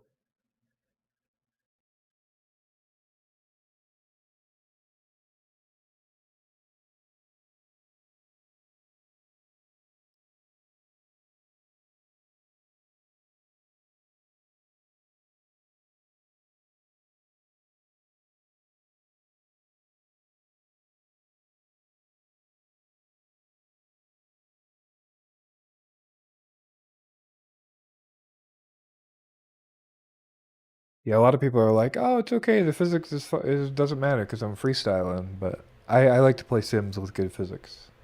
Like that's my number one thing. So, oh, I'll be right back. I'm gonna get something out of my get a new soda, and then come right back.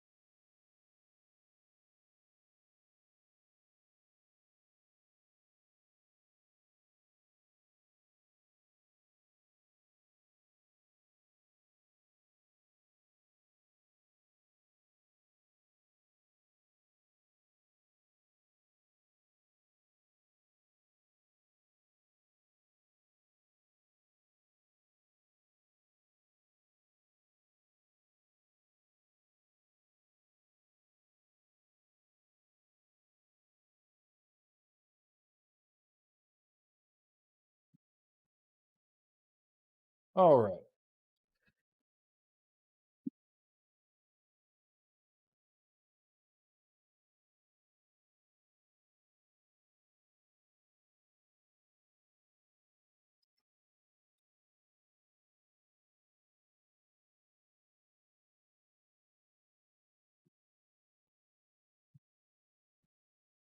Yeah, Jimena says you can do car chasing in Velocidrone now too. And we're gonna try to cover everything, but part of the reason we want to stream it is just so people can go, "Hey, do you know you can chase cars in Velocidrone?" And then we go, "Oh yeah," and we could show that too. You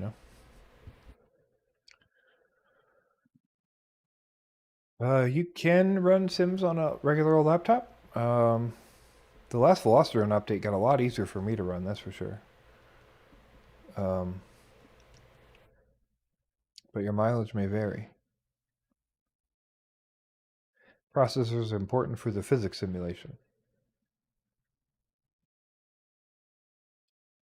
Darren Santos, my recommendation is buy a nice monitor. Don't use the goggle for the simulator. I just think it flies totally different than real life if you try to do goggle through in the sim.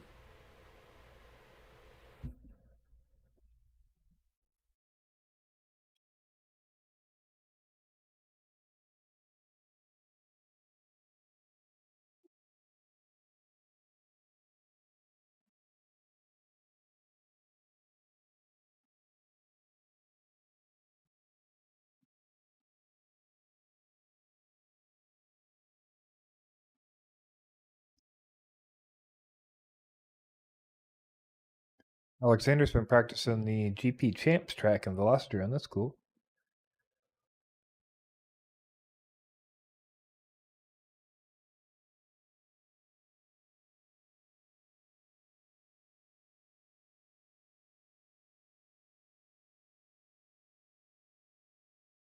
Frenzy Incarnate says, Blunty, what's your favorite sim?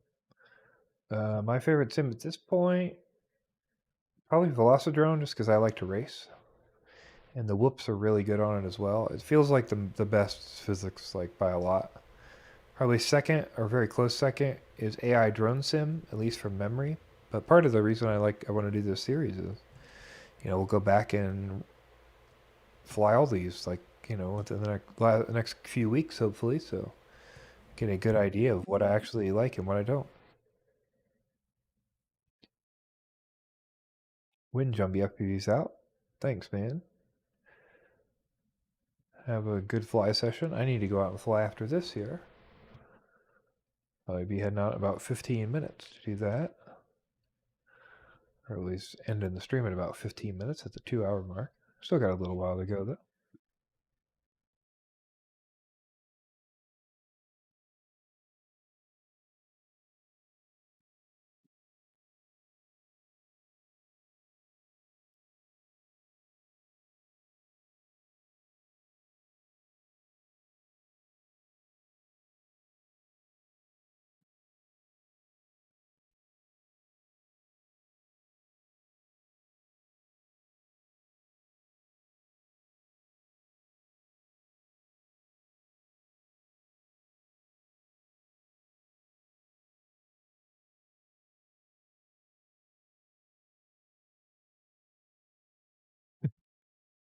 Callie, thank you so much for the $5. Callie says $5 towards what comes out of the jar during your fly session today. Thank you very much.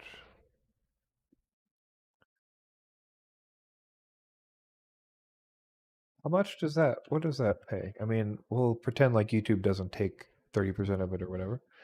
Let's see.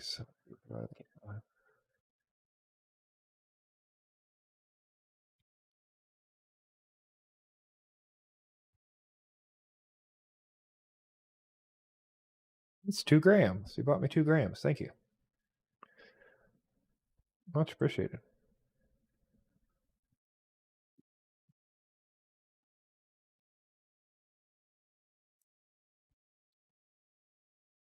I have some idea of how much I pay for weed if you do the math there. Rip One Outdoors says, would Velocitron be good to start my 8-year-old grandson on? Yeah, probably. I mean, he's an 8-year-old, so he's going to take to it like ridiculously fast no matter what you put him on. I would say for starting, Liftoff and DRL are both better for new pilots because they have an onboarding. So, like with both Liftoff and DRL, when you go in, there's like a new place to go. You can set your pilot skill level, and then you can choose to fly the tutorials that teach you like how to fly and where to move the sticks. And like DRL especially will start you in angle mode and then work you to like a horizon and push you through. So I would probably lean with like a DRL. I think DRL's on sale right now for like a crazy low price. I don't know if it still is, but it was. Let's go find out real quick.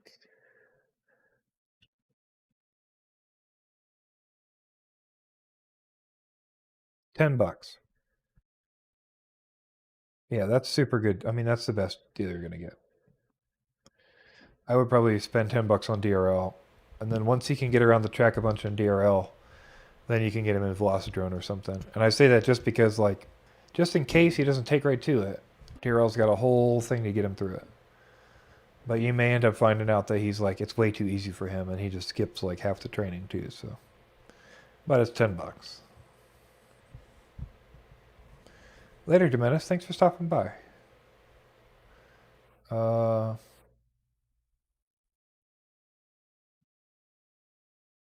Frenzy says, Blunty, I don't know if it's okay to ask, but what do you do for a living? I technically am a cannabis consultant still, though I don't do a lot of hours with that. I probably do like 5 hours a month. And then I do the news with Bardwell. I do weekly video or monthly videos with Bardwell. And then I have Patreon income and whatever other odd jobs and stuff I end up doing. So printing stuff for people or selling stuff for people or whatever. It just depends. this point, my store is a loss of money. But what you gonna do?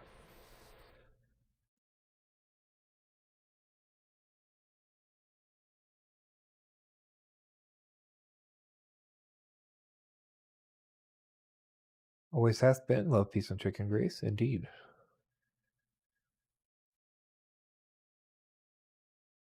Cool Cat says nothing's off the table. Yeah, not much is off the table here. We might shut down political conversations or something because I don't really want to get into that, but most stuff is okay.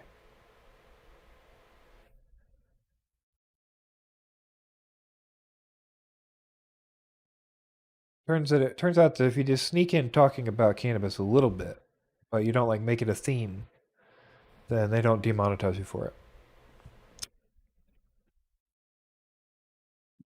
However, as soon as you like those grow videos I posted, as soon as I put the grow video up, like as soon as the processing was finished, it immediately got flagged and demonetized, and then age restricted to 18 plus. Immediately. So I don't know if there's like there's actual people watching those. Like I assume those are human reviewed. Uh, so yeah, Yeti glue. It's Yeti glue. We talked about it a little bit earlier in the stream. Thanks for saying that, Frenzy. Nice, Robert. Got some loot flights in. That's good to hear. Jeff Long wants to know about the status of the LRS backpack for the Fusion. I don't think there's been any updates on that yet. I can go look real quick, though.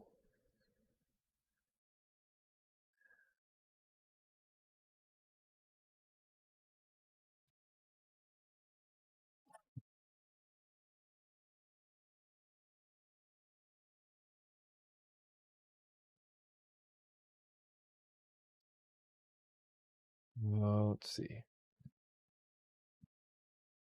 Hop on over to Backpack.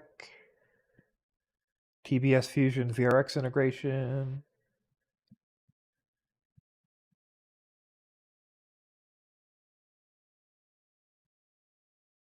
That's two different things people said. Let's see. Hold on.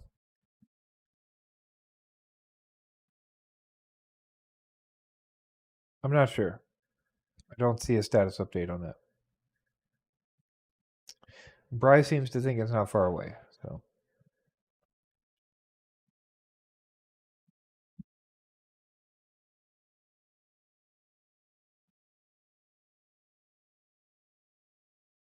No, maybe I'll set that up when I get my when they do the Fusion update as well.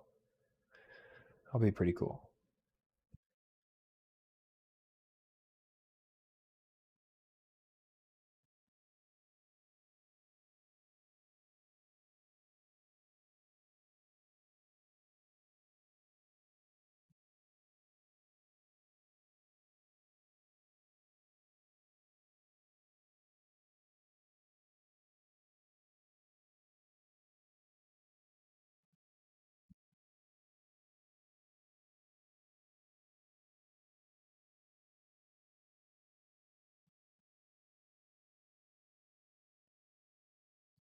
Their milk, huh? I'm not familiar with that one.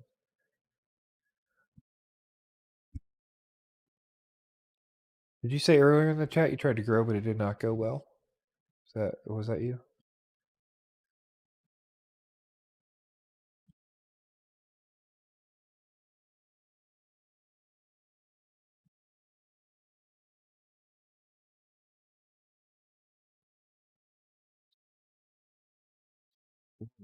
No, I guess I could hop back over. Oops, that's not a camera with a dog.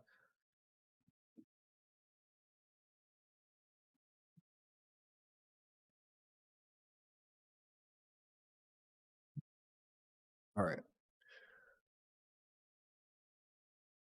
Hey, Anthony, how's it going? Good to see you. Thanks for stopping by. Let's take one more look at this Orca radio. If you didn't hear, this is the radio Orca teased and then showed earlier today. No internal. Yeah, russet mites are a real bitch.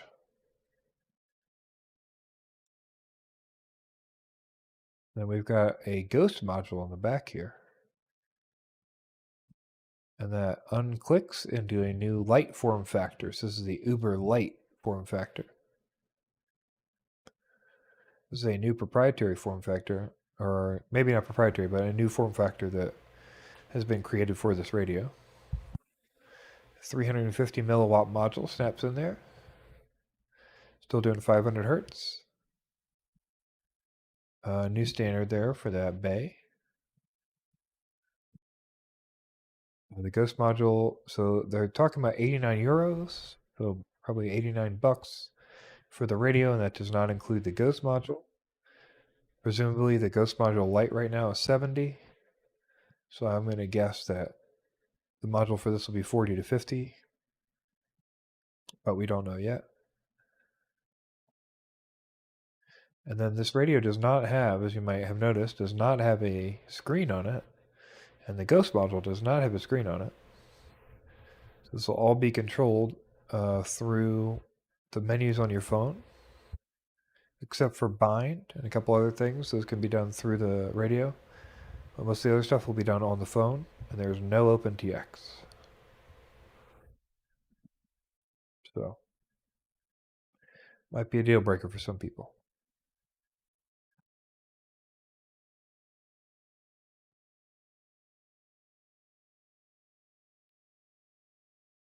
Yeah, they seem a little parallel borked. I would think I kind of need to hold it to know how I feel about it.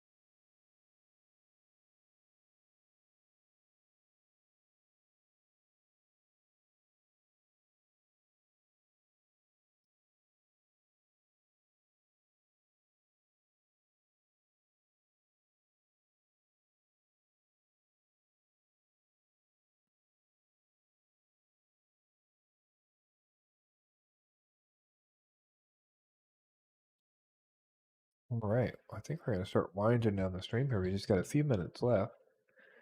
Anybody got any pressing last minute questions, concerns, thoughts, feelings? Just a reminder for anyone who did get unsubscribed, like people have talked about earlier, just hit that subscribe button again to make sure you see these streams come up. And if you hit that little bell, then you get notified when I go live. If you want to know. Coming up, that'll be Thursday at 1 p.m. MST, just like today. And then Mondays at 1 p.m. MST as well. So Thursday and Monday at 1 p.m. MST will be my new time for FPV chats.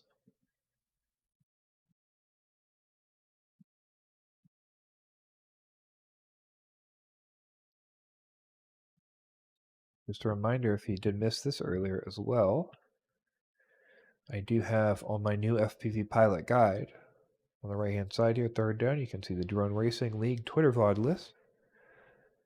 You can always come here for a spoiler-free view of the list of all the Twitter VODs, including 2019 and 2020.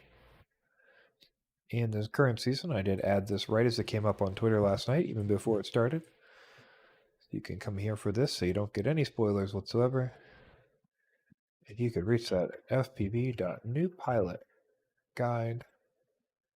No, sorry, new FPV pilot. Don't even know my own website. .com. No, come on. DRL. Woo. DRL.newfpvpilot.com.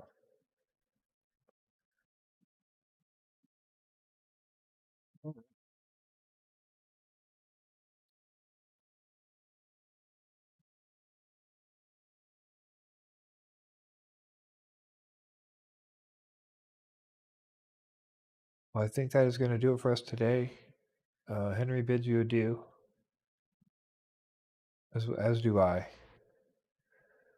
I'm going to call it a day for the stream. Thanks everyone for being here. who hung out and who's just dropped in. Thanks everyone who's listened to this later. If you're at work or wherever, thanks for hanging in there. And I hope you have a wonderful day doing whatever you're doing. I'm going to go fly some packs for the first time in a minute. So I will see you later, folks. Take it easy.